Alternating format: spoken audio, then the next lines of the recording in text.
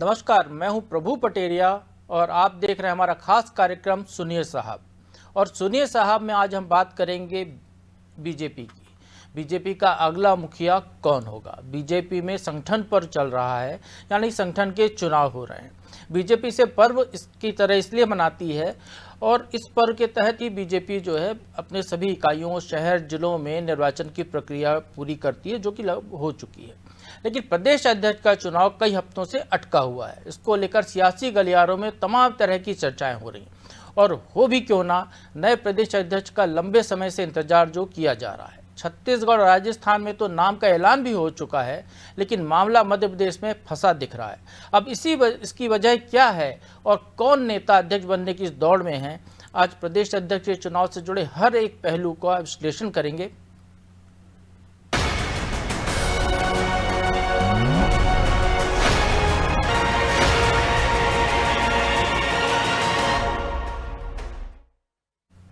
Madhya Pradesh BJP का अगला boss यानी अध्यक्ष कौन होगा, इस सवाल के जवाब का इंतजार तो प्रदेश बीजेपी के नेताओं को भी कई हफ्तों से है।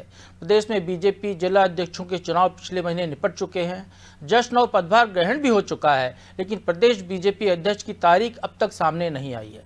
इसको लेकर घनघोर सस्पेंस बरकरार है। कयास लग रहे हैं कि प्रदेश अध्यक्ष का चुनाव अभी तक बीजेपी क्यों नहीं कर पाई है, जबकि पार्टी में इसको लेकर कवायद भी 2 महीने से चल रही है। लेकिन अभी तक वो तारीख सामने नहीं आई जिससे ये साफ हो सके कि प्रदेश बीजेपी का नया मुखिया कब मिलेगा और वो होगा कौन। पहले कहा गया कि दिल्ली विधानसभा चुनाव के बाद नाम की घोषणा की जाएगी, फिर कहा गया ग्लोबल समिट की वजह से अभी कोई फैसला नहीं हुआ। लेकिन कब तक ये नए अध्यक्ष का चुनाव होगा, इसको लेकर इंतजार लगातार बढ़ता जा रहा है। इसके साथ ही दावेदारों और पार्टीजनों की बेचैनी भी बढ़ती जा रही है। प्रदेश तो क्या, दिल्ली का कोई बड़ा नेता भी इस पर साफ तौर पर कुछ कहने की स्थिति में नहीं है। प्रदेश अध्यक्ष के जो निर्वाचन अर्थात संगठन पर्व की कड़ी में मध्य प्रदेश के माध्यम से मान से आखिरी जो कार्यक्रम है, तो उसके लिए भी माननीय धर्मेंद्र प्रधान जी पर्यवेक्षक के रूप में तय हो गए। जिस दिन उनके आने की सूचना होगी, राज्य तैयार है। इसके लिए हम तारीख नहीं बता सकते, तारीख तो आदरणीय धर्मेंद्र प्रधान जी को देना है। तो दिल्ली से लेकर भोपाल तक कई संगठनात्मक बैठकें इसको लेकर हो चुकी हैं। वहीं नेताओं ने भी जमकर भागदौड़ की है। प्रदेश अध्यक्ष को लेकर कई नामों की चर्चा चल रही है। हेमंत खंडेलवाल का नाम सबसे आगे बताया जा रहा है। तो जातिगत समीकरणों के लिहाज से देखें तो ब्राह्मण वर्ग से नरोत्तम मिश्रा, मंत्री जो उप मुख्यमंत्री हैं राजेंद्र शुक्ला और पूर्व मंत्री अर्चना चिटनिस का नाम शामिल है। वहीं क्षत्रिय वर्ग से कहें तो अरविंद भदौरिया, सीमा सिंह जादौन, ब्रजन सिंह जैसे नाम इसमें शामिल हैं। सिंधी समाज से भगवान दास सबनानी का नाम लिया जा रहा है। समान वर्ग से जैसे हमने बताया था हेमंत खंडेलवाल का नाम जो उसकी सबसे प्रमुख तौर पर चर्चा में है। साथ ही अध्यक्ष की दौड़ में दलित वर्ग से कहें तो लाल सिंह आर्य जो अनुसूचित जाति मोर्चा के राष्ट्रीय अध्यक्ष हैं, उनका नाम है। आदिवासी वर्ग से पूर्व केंद्रीय मंत्री फग्गन सिंह कुलस्ते और सांसद जो हैं राज्यसभा से सुमेर सिंह सोलंकी, उनका नाम भी चर्चा में है। कहा जा रहा है इनकी भी लॉबिंग हो रही है। खैर, बीजेपी में चौंकाने में की जो स्थिति है उसमें बीजेपी को खासी महारत हासिल है, इसलिए वो हमेशा की तरह सरप्राइज कार्ड भी इस बार भी चल सकती है।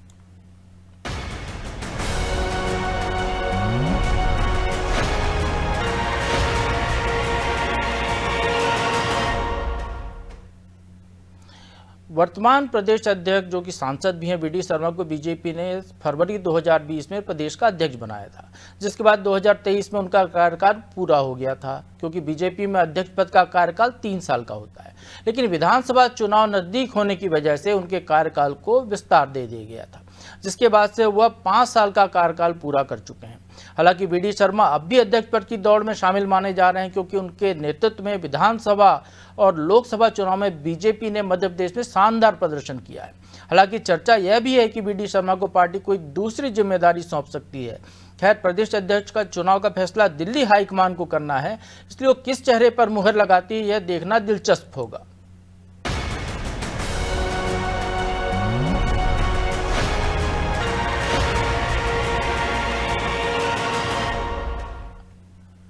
एक तरफ मध्य प्रदेश में प्रदेश अध्यक्ष का ऐलान नहीं हो पा रहा है, तो कई राज्य ऐसे हैं जहां प्रदेश अध्यक्ष चुन लिए गए हैं। इनमें से कुछ को फिर से अध्यक्ष पद की जिम्मेदारी सौंपी गई है।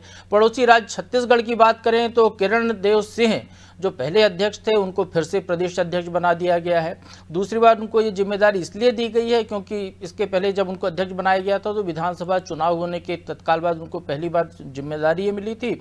उनका कार्यकाल महज 1 साल का हो पाया था, तो इसलिए उनको इससे फिर से जिम्मेदारी दे दी गई। इसी तरह राजस्थान में राज्यसभा सांसद मदन राठौर को दोबारा अध्यक्ष चुन लिया गया है। इससे पहले पार्टी में केंद्रीय नेतृत्व ने जुलाई 2024 में राजस्थान भाजपा का प्रदेश अध्यक्ष उनको बनाया था। तो महाराष्ट्र में रविंद्र चौहान को बीजेपी ने कार्यकारी प्रदेश अध्यक्ष बना दिया है।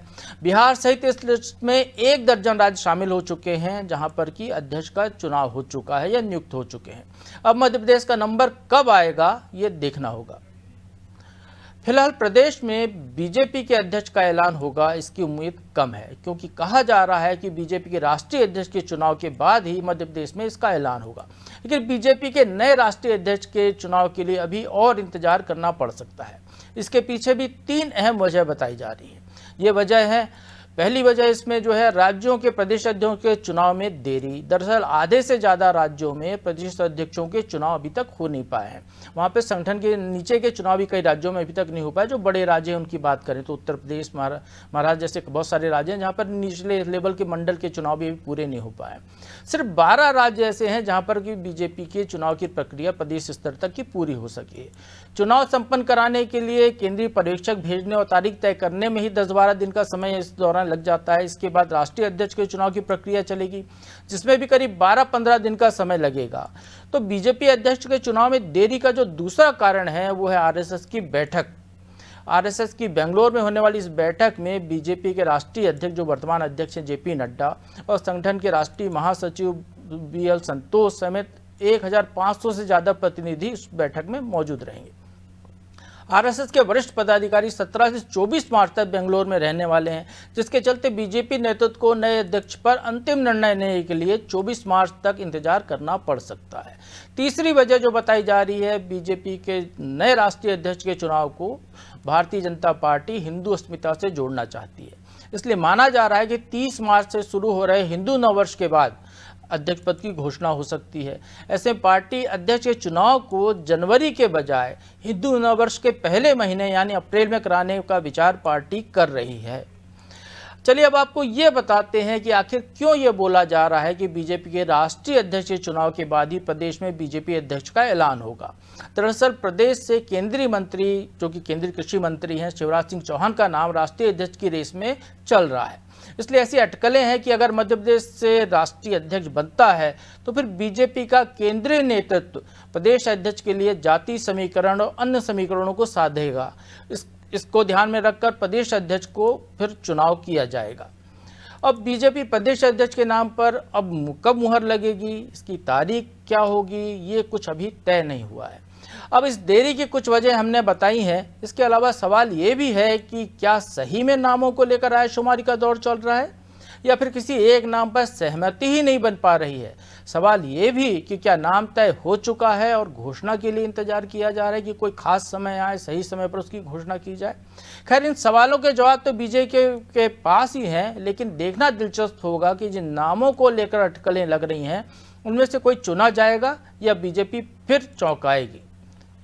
तो चलिए अब इस विषय को और समझने की कोशिश करते हैं। हमारे साथ जुड़ गए हैं वरिष्ठ पत्रकार रंजन श्रीवास्तव। तो रंजन जी से ही समझने की कोशिश करते हैं। रंजन जी, स्वागत है आपका।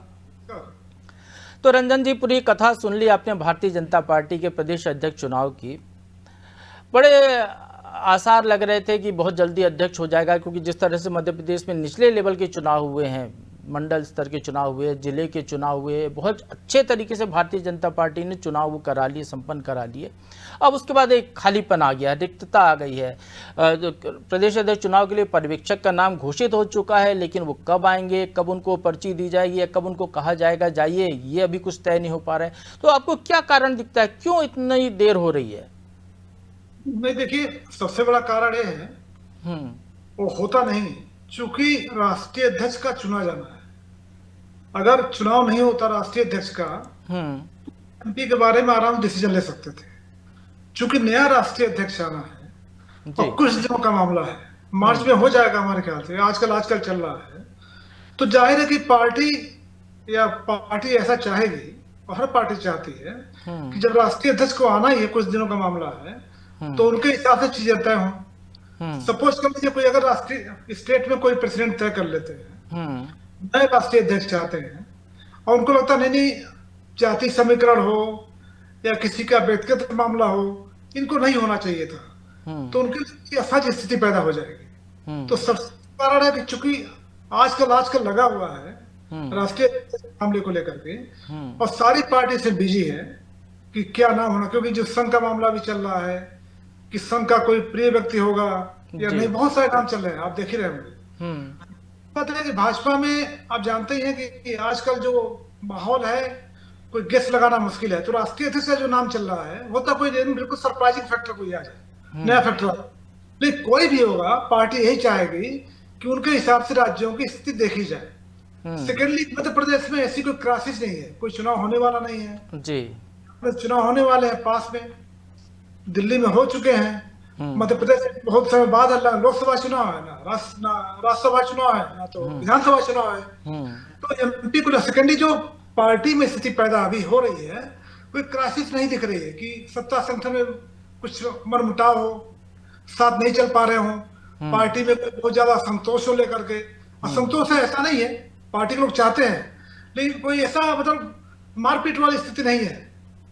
तो हर लिहाज से, और दूसरी मध्य प्रदेश संगठन की दृष्टि से पूरे देश में एक अलग दृष्टि देखा जाता है जी। ये बहुत ही एक आप कहें कि एक आइडियल स्टेट माना जाता है। तो इस आइडियल स्टेट में पार्टी कोई प्रयोग करने से बचेगी तो बहुत ही अच्छे तरीके से, शांतिमय तरीके से सबको बैठा के बात करके ऐसा आदमी लाया जाएगा जो पार्टी के सीनियर से ठीक बैठे। और एक और चीज है कि जो पार्टी ने गेन किया है खासकर लोकसभा चुनाव में, वो पार्टी नहीं छोड़ना चाहेगी।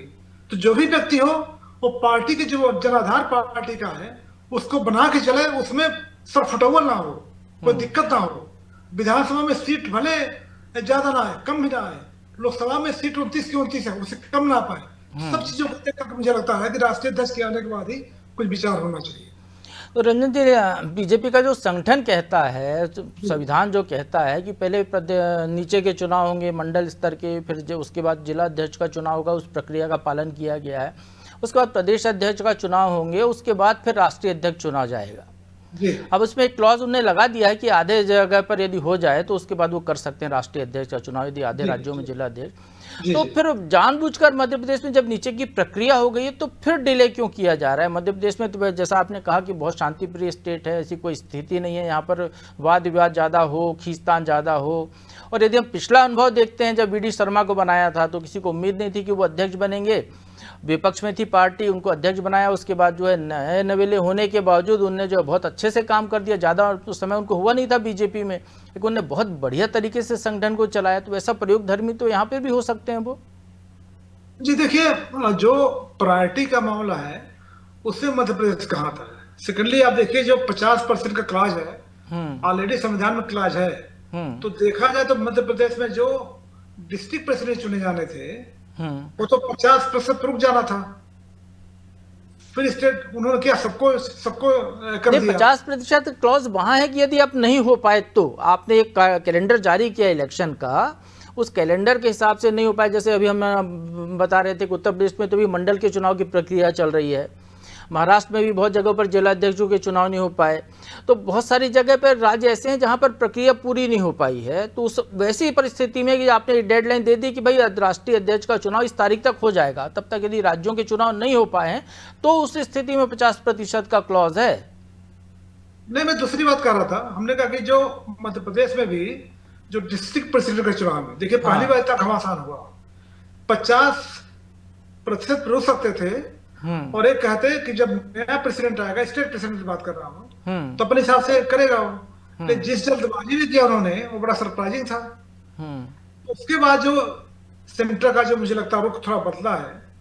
और सेकेंडली जो मैंने कहा कि प्रायोरिटी स्टेट कौन से आपके हैं, तो मुझे लगता है प्रायोरिटी में कर्नाटक आ जाएगा, जहां पे ज्यादा घमासान है जी, और पार्टी बहुत अच्छी स्थिति में नहीं है या फिर थोड़ा अपोजिशन को फेस कर रही है, चाहे अलायंस हो चाहे कोई विशेष पार्टी हो, जहां तोड़फोड़ करना हो तो हो चुका है।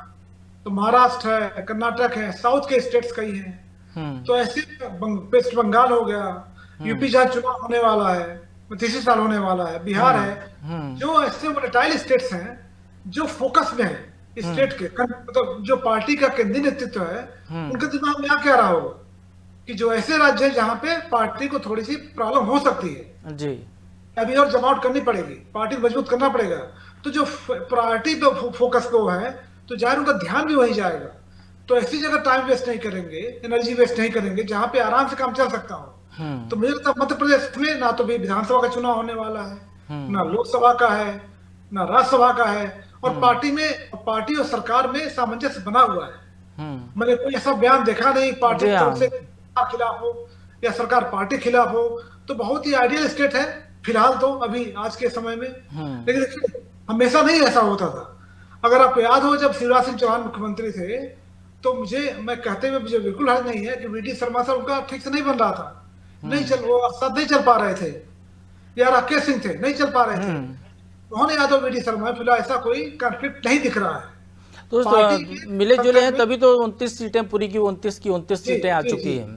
तो पार्टी लिस्ट में नहीं है, मुझे ये भी लगता है। तो उसका वेट करना चाहेंगे, राष्ट्रीय अध्यक्ष आ जाएगा फिर करना चाहेंगे जी। अच्छा रंजन जी, हम स्क्रीन पे जो चेहरे देख रहे हैं, चाहे हेमंत खंडेलवाल हो, चाहे नरोत्तम मिश्रा हो, राजेंद्र शुक्ला जी हो, तमाम लोग जो जीत दिखाई दे रहे हैं दावेदार, आपको क्या लगता है किसका पलड़ा ज़्यादा मजबूत दिखाई देगा? क्या अनुभवी को मौका दिया जाएगा या जो संगठन से हैं उन्हीं को जिम्मेदारी दी जाएगी, या किसी नए चेहरे पर पार्टी दांव खेल सकती है? प्रभु जी देखिए 2014 के बाद हम लोग तो लगातार पॉलिटिक्स कवर कर रहे हैं, तो 14 के बाद हम लोग गेस करने में आजकल हम भी थोड़ा सा हिचकते हैं, क्योंकि अचानक नाम आता है तो कई लोग पर्ची वाले कुछ बोलते हैं तो उस पर बड़ा सरप्राइजिंग फैक्टर आ जाता है। तो फिर भी जो चीजें हम रूल आउट कर सकते हैं, रूल आउट क्या कर सकते हैं, ओबीसी फेस नहीं होगा। रूल आउट क्या कर सकते हैं, चूंकि विंध्य से एक मुख्यमंत्री है तो विंध्य से कोई नहीं होगा, या जगदीश जोड़ा मालवा से है होता मालवा से कोई नहीं हो। तो दूसरी बात है कि जो जहां तक आपको याद होगा प्रभु जी, जब मध्य प्रदेश, राजस्थान, छत्तीसगढ़ में विधानसभा चुनाव होना था, उसके पहले राहुल गांधी लगातार जाति जनगणना की बात कर रहे थे। भाजपा ने उसकी हवा निकाल दी, या कोशिश की हवा निकाल दी। क्या क्या 3 मौका रख दिया, एक मुख्यमंत्री, 2 दूसरे जात का मुख्यमंत्री, तीसरी उपजात का मुख्यमंत्री। तो इतने समीकरण बैठ गए हैं, उन्होंने इतनी गोटी बैठा दी है कि जाति को लेकर के कांग्रेस हमलावर नहीं हो सकती है। तो वो बाध्यता नहीं है कि अभी जात का रखना ही है। लेकिन फिलहाल जो रूल आउट कर सकते हैं हम लोग, एक तो वही ओबीसी रूल आउट कर सकते हैं, एक मुख्यमंत्री ब्राह्मण है तो ब्राह्मण ना आए, एक मुख्यमंत्री एससी है तो एससी ना आए, वो तो कोई ट्राइबल फेस आ जाए जो नाम आप ले रहे थे। तो पार्टी समग्र दृष्टि से जाति को जरूर ध्यान रखना चाहेगी, रीजन को जरूर ध्यान रखना चाहेगी। दूसरी बात है कि पार्टी अगले विधानसभा के हिस्से उनकी दृष्टि से कहाँ पे फोकस करना चाहेगी। तो मालवा भी हो सकता है, महाकौशल भी हो सकता है, महाकौशल बहुत उपेक्षित है देखा जाए तो, आधार भी है, होता कोई महाकौशल से आ जाए। मालवा बहुत बड़ा एरिया है, वहाँ ट्राइबल बेल्ट है, जो झाबुआ है, लाजपुर है, धार है, बहुत बड़ा बेल्ट है, उधर ट्राइबल कोई आ जाए। तो कयास लगाने में जब हम रूल आउट करना चाहेंगे ये चीज नहीं होंगे, लेकिन कौन होगा आप जानते हैं, पार्टी सरप्राइज फैक्टर फेंकती है और हम लोग अचानक एक को सरप्राइज मिलता है हम लोग को। बिल्कुल। तो 1998 के बाद बीजेपी का कोई आदिवासी अध्यक्ष नहीं रहा है। लेकिन एक बड़ी बात है रंजन जी, यहाँ पर देखने को आई है संगठन चुनाव में प्रदेश में महिलाओं पर खास ध्यान दिया गया है, महिलाओं का क्राइटेरिया कोटा तय कर दिया गया है। आपने मंडल अध्यक्षों में भी ले, जिला अध्यक्षों में भी ले, तो इस तरीके से एक महिला सेंट्रिक जो है काम बीजेपी ने किया है इस बार अपने संगठन चुनाव में। तो क्या ऐसा, चूंकि प्रयोगधर्मी राज्य है बीजेपी के लिए मध्य प्रदेश, जहां पर वो नए नए प्रयोग करती रहती है, तो क्या हम ये मान के चलें, अनुमान लगा सकते हैं कि जो महिलाओं के नाम चल रहे हैं, चाहे अर्चना चिटनिस हो, चाहे सीमा सिंह हो, माया नरोलिया हो, लता वानखेड़े हो, इनमें से किसी को ये जिम्मेदारी मिल सकती है? देखिए पार्टी खैर कुछ भी कर सकती है, लेकिन मध्य प्रदेश अभी लगता है मुझे इतना बड़ा राज्य है जहाँ 6 रीजन्स हैं, तो ऐसे में पार्टी बहुत फूक कदम रखेगी, खासकर इसलिए कि हम बड़े बड़े कद्दावर नेता हैं और इसमें मानने में कोई मुझे आपत्ति नहीं है, या कहने में कि अभी भी भाजपा की पॉलिटिक्स मेल डोमिनेटेड है। भाजपा क्यों, सारी पार्टी में है, लेकिन भाजपा कुछ ज्यादा ही है मेल डोमिनेशन। तो जो बड़े चेहरे हैं जिनको लेके साथ चलना है, अगले चुनाव तक चलना है, लोकसभा में भी चलना है, क्या पार्टी ऐसा कोई रिस्क लेगी कि एक महिला को बैठा करके, जो मेल चेहरे हैं बड़े बड़े, जो बड़े बड़े कद्दावर नेता हैं, उनके ईगो को क्या ठेस पहुंचाना चाहेगी? ये बहुत बड़ी बात होगी। साथ में संघ की क्या सोच है इसको लेकर के, कि कौन सी ऐसी महिला नेता है जो खासकर ट्राइबल अंचल में पार्टी को मजबूत कर पाए? क्योंकि अभी भी प्रभु जी, जो ट्राइबल बेल्ट है भाजपा के लिए कंसर्न है, जो एससी बेल्ट है भाजपा के लिए कंसर्न है। तो क्या खासकर, भले आपने देखिए सीट जीत लिया, चुनाव जीत लिया, सीट ज्यादा मिल गई, आपको 29 सीट मिल गई, लेकिन जब आप टोटलिटी में देखेंगे, समग्र दृष्टि से देखेंगे, तो आपको ऐसा चाहिए कि जो ट्राइबल बेल्ट में पार्टी को और मजबूत कर पाए। आपको ऐसा चाहिए कि जो एससी बेल्ट में पार्टी को मजबूत कर पाए। तो मुझे लगता है पार्टी उस दृष्टि से भी एक महिला खोजेगी, अगर कोई महिला है तो फिर उसके बाद डिसीजन लेगी। चलिए रंजन जी, चर्चा के लिए बहुत बहुत धन्यवाद आपका। तो हम शायद एक अनुमान लगाने की स्थिति में हैं कि भारतीय जनता पार्टी मध्य प्रदेश का अध्यक्ष कैसा होगा, किस क्षेत्र पर फोकस किया जाएगा, क्या महिला अध्यक्ष हो सकती है, और क्यों इस पूरे मामले में डिले किया जा रहा है, जानबूझकर क्यों देरी की जा रही है, जबकि प्रदेश संगठन ने अपने आप को पार्टी के संविधान के हिसाब से संगठन चुनाव के पैमाने पर नंबर 1 पर रखा है। तो फिर उस नंबर 1 राज्य में अध्यक्ष के चुनाव में जानबूझकर देरी क्यों हो रही है, ये एक बड़ा सवाल है। और इस सवाल के साथ ही इस प्रोग्राम को हम विराम देते हैं और अगले बार हम फिर सुनिए साहब में कुछ नए विषयों के साथ हाजिर होंगे। तब तक आप बने रहिए अनादि टीवी के साथ।